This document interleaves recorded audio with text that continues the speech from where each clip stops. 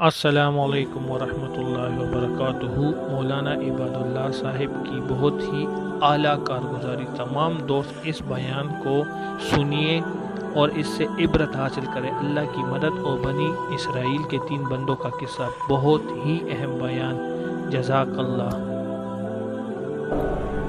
حضور اکرم صلی اللہ علیہ وسلم نے سنایا، یہ بھی اللہ کے نبی نے سنایا کہ 3 آدمی تھے بنی اسرائیل کے، سفر میں تھے، بارش آندھی طوفان، تو ایک غار میں جا چھپے بارش سے بچنے کے لیے۔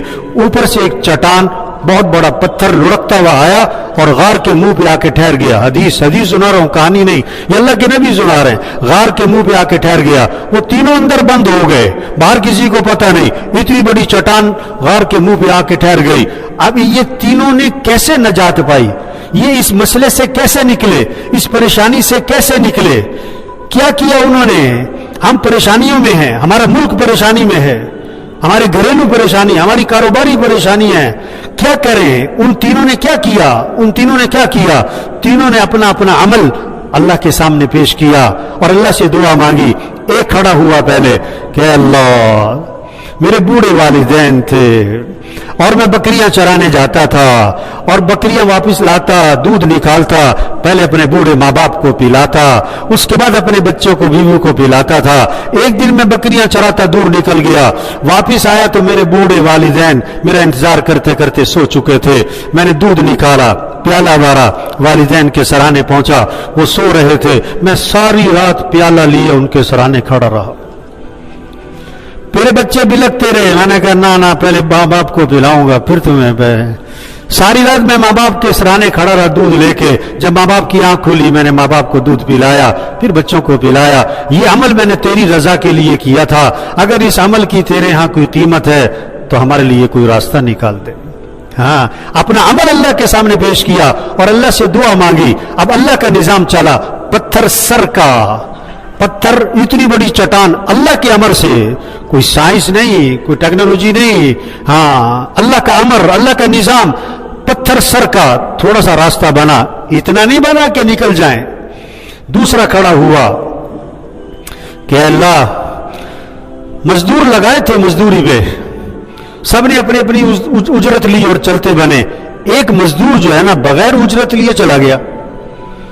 میں نے اس کی مزدوری کو، جو اس کے پیسے بنتے تھے، اپنے کاروبار میں ڈال دیا، اس سے بڑا نفع ہوا۔ ایک عرصے بعد وہ آدمی آیا، مزدور آیا کہ دیکھ میں نے تیری مزدوری کی تھی، میرا اتنا نفع بنتا تھا، میرا نفع دے دے، میری مزدوری دے دے۔ انہوں نے کہا ہاں، یہ جتنا مال کھڑا ہے نا، یہ سارا تیری مزدوری کا نفع ہے، یہ سب تو لے جا۔ انہوں نے کہا دیکھ میرے ساتھ مذاق نہ کر، میں غریب آدمی ہوں، یہ میرا نہیں ہے، میری جتنی مزدوری بنتی وہ دے دے۔ انہوں نے کہا نہیں، میں مذاق نہیں کر رہا، یہ تیرے جو مزدوری تھی نا، وہ میں نے کاروبار میں ڈالا تھا، اس سے اتنا نفع ہوا ہے، یہ سب تیرا مال ہے، لے جا۔ وہ سارا مال لے کے چلا گیا۔ اے اللہ، میں نے تیرے رضا کے لیے یہ عمل کیا تھا، اگر تیرے ہاں اس عمل کی قیمت ہے تو کوئی راستہ نکال دے۔ عمل پیش کیا اور دعا مانگی، عمل پیش کیا اور دعا مانگی۔ اب اللہ کا نظام چلا، پتھر سر کا، چٹان سر کی، اور تھوڑا اور راستہ بنا۔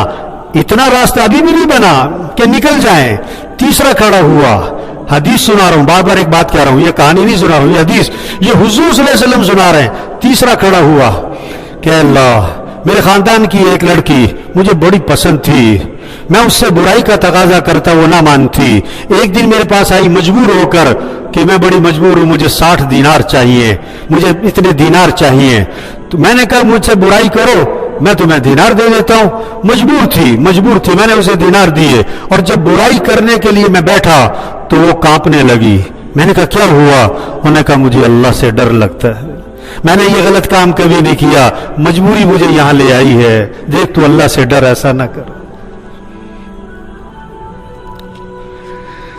کہ اللہ تیری ڈر کی خاطر میں نے اسے چھوڑ دیا، تیری رضا کی خاطر میں نے اسے چھوڑ دیا، پیسے بھی اسے دے دیے کہ جا تو جا، تیری رضا کے لیے کیا تھا یہ عمل، اگر تیرے ہاں کوئی قیمت ہے کوئی راستہ نکال دے۔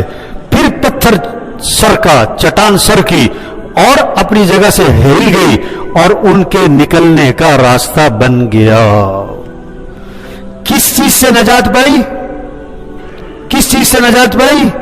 عمل اور دعا اور اللہ سے مانگنا. ہمارے کاروباری مسائل کا حل, پورے عالم اسلام میں جو مسائل چل رہے ہیں سب کا حل اللہ کی طرف رجوع کرو.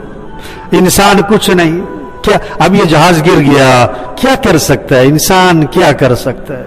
حکومت کیا کر لے گی, سائنس کیا کر لے گی, ہیں یہ ڈگریاں کیا کر لیں گی؟ کچھ نہیں کر سکتے. ہم سب محتاج ہیں, ہم سب فقیر ہیں, ہم سب محتاج ہیں, ہم سب ضعیف ہیں. طاقتور ایک اللہ ہے. یہ کرونا کیا ہے؟ یہ پیغام ہے, عذاب نہیں ہے, یہ پیغام ہے, یہ رحمت ہے. جیسے بیماری مانگنی نہیں چاہیے, بیماری نعمت ہوتی ہے, مانگنی نہیں چاہیے, بیماری نعمت ہوتی ہے. صحت بھی نعمت, بیماری بھی نعمت. ہم اللہ سے کون سی نعمت مانگیں گے؟ صحت والی, بیماری والی نہیں مانگیں گے. لیکن بیماری آتی ہے کس لیے؟ بیماری کس لیے آتی ہے؟ توبہ کرو, رجوع کرو, گناہوں کی معافی کے لیے, انسان کی اکڑ نکالنے کے لیے. یہ وبا, یہ کرونا, یہ اللہ کی طرف سے کس لیے آیا ہے؟ یہ پیغام. اسی طرح یہ اللہ نے وارننگ دی ہے, توبہ کرو, ہوش میں آؤ, جھوٹ چھوڑو, رشوت چھوڑو, سود چھوڑو, دھوکہ چھوڑو, ظلم چھوڑو, خیانت چھوڑو, بے حیائی چھوڑو, یہ ناچ گانا چھوڑو, یہ میوزک چھوڑو, یہ ڈھول ڈھمکا چھوڑ دو, یہ شریعت کے پاس. آپ لوگ اس بیان کو سنیے اور شریعت کے مطابق زندگی بسر کریں اور دین اسلام کو زیادہ سے زیادہ پھیلائیں. اس میں ہماری بھلائی ہے. جزاک اللہ.